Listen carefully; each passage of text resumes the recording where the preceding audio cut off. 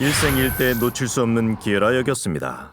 그런데 그 결말을 경찰서에서 확인하게 될 줄은 꿈에도 몰랐다는데요.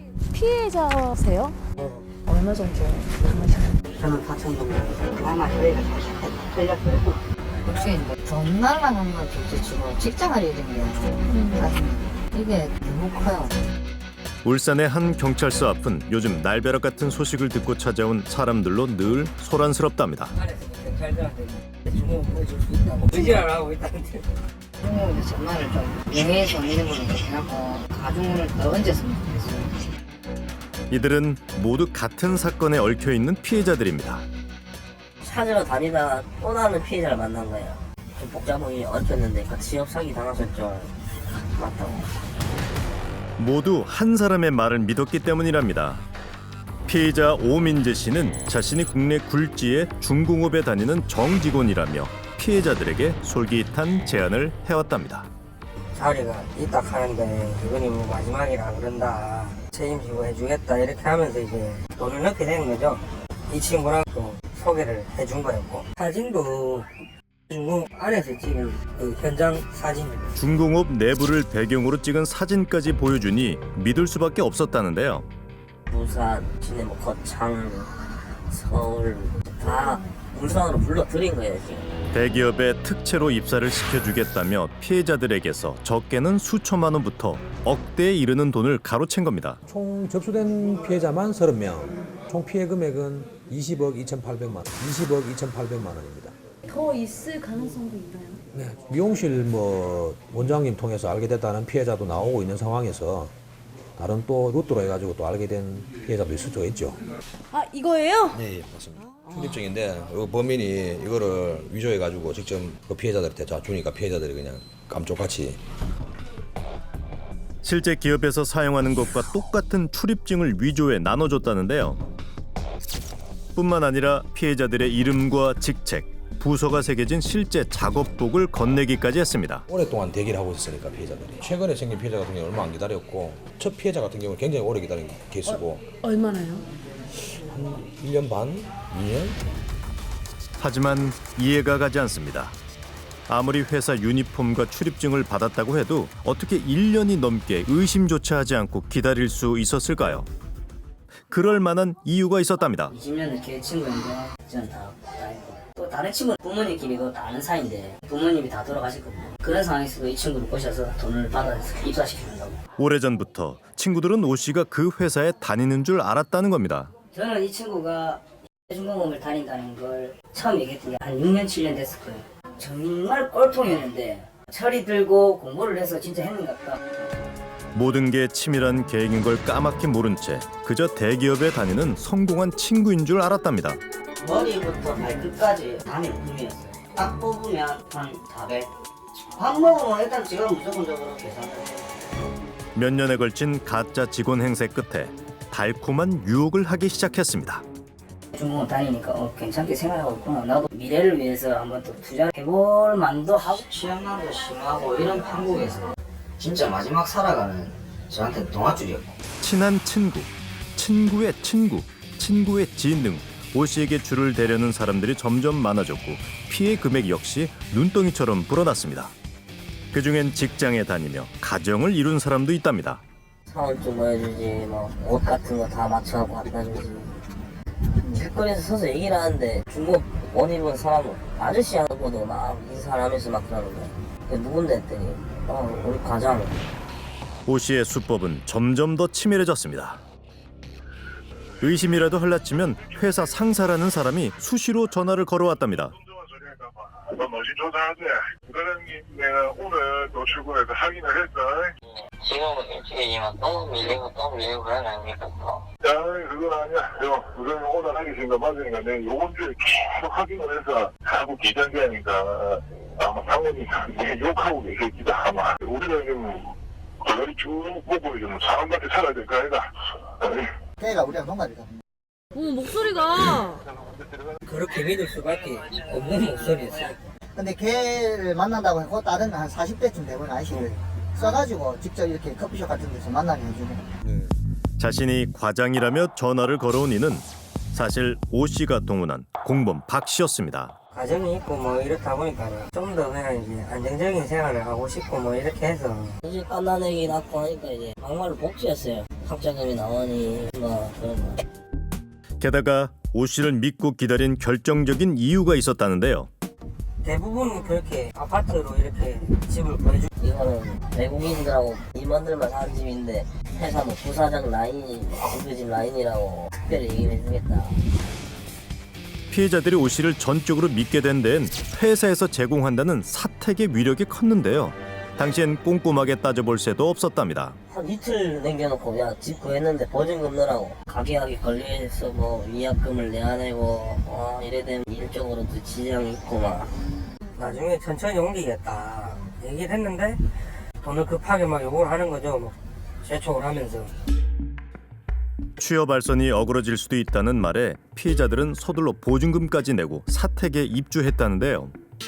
너희들은 조선사업부로 갈 거다. 너희들은 해양사업부로 갈 거니까 해양사업부에 가는 애들은 방어동 쪽으로, 조선사업부 애들은 전화동 쪽으로. 자기네들이 했을 때 좀 체계적으로 딱딱딱 한 거죠. 부서별로 지역까지 나눠 입주한 사택. 그러나 그것은 피해자들의 돈을 더 갈취하기 위한 수단이었습니다. 오 씨 명의로 계획된 사택이 무려 23채에 달하는데요. 피해자들은 오 씨가 검거되고 나서야 사택의 정체를 알았답니다.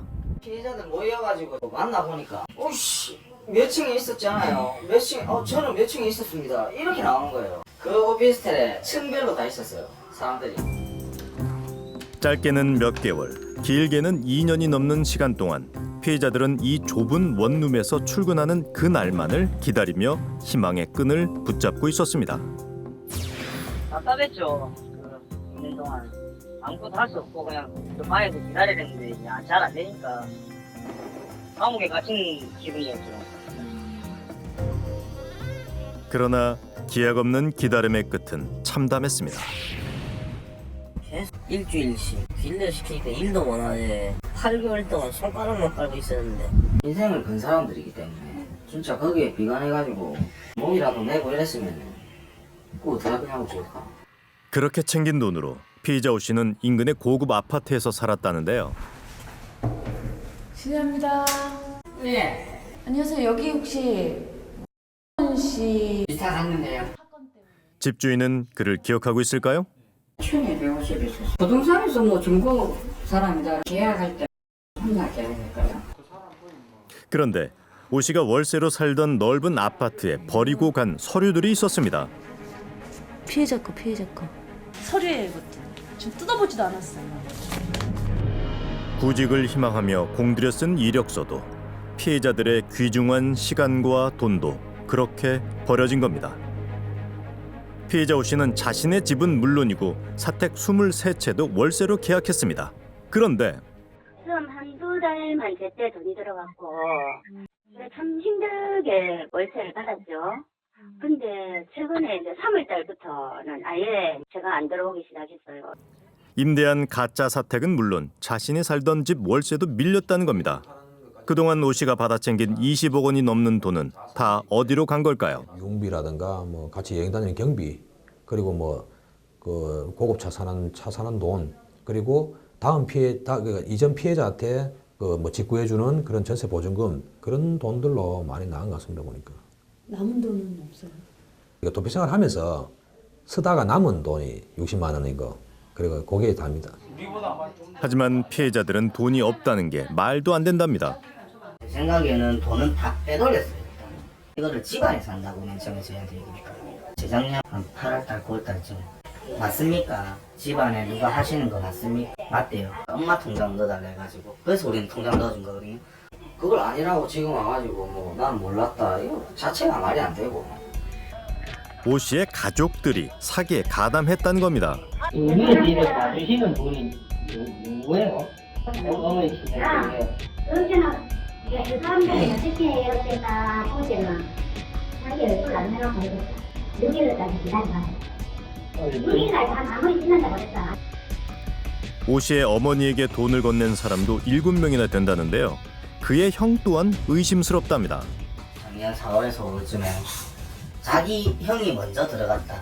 미안하다. 우리 가족을 좀 먼저 한 명 넣어야 된다. 추석 끝나고 한번 같이 술을 한 잔 먹었어요. 일은 어떠냐 얘기하니까 일 뭐 그렇게 힘든 일도 있고 너희들 조금만 신경 써서 하게 되면 잘할 거라고. 그러면서도 자기가 먼저 들어가서 미안하다.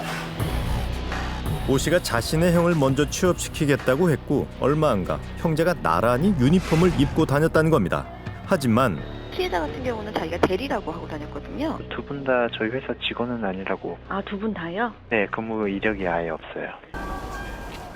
그런데 취재 도중 놀라운 이야기를 들을 수 있었는데요. 중공업이 시작이 아닙니다. 신학만부터 시작했어요. 결과가 안 좋아서 중공업으로 넘어온 경우죠. 개월수로 따지면은 2년 한 8개월, 10개월. 오 씨의 취업 사기가 전에도 있었고 그때도 가족들이 연루돼 있었다는 겁니다. 선물 세트를 제가 들고 가게를 찾아갔어요. 어머니한테 고맙다면서 네가 회사 들어가면 열심히 해라 이런 식으로 얘기를 했거든요. 작년에? 네, 이게 모른다고 할 수가 없죠. 그러면 형은 원래는 신앙에 일을 하고 있다고 얘기를 했는데 신앙에 일을 한 적이 한 번도 없었고 중공업에 한 번도 일을 한 적이 없어요. 들어가서 최근에도 차를 딴 거를 계약을 했었대요. 8천만 원짜리 외제차를. 그럼 그 돈이 다 어디서 나왔겠어요? 일을 한 적이 없는데.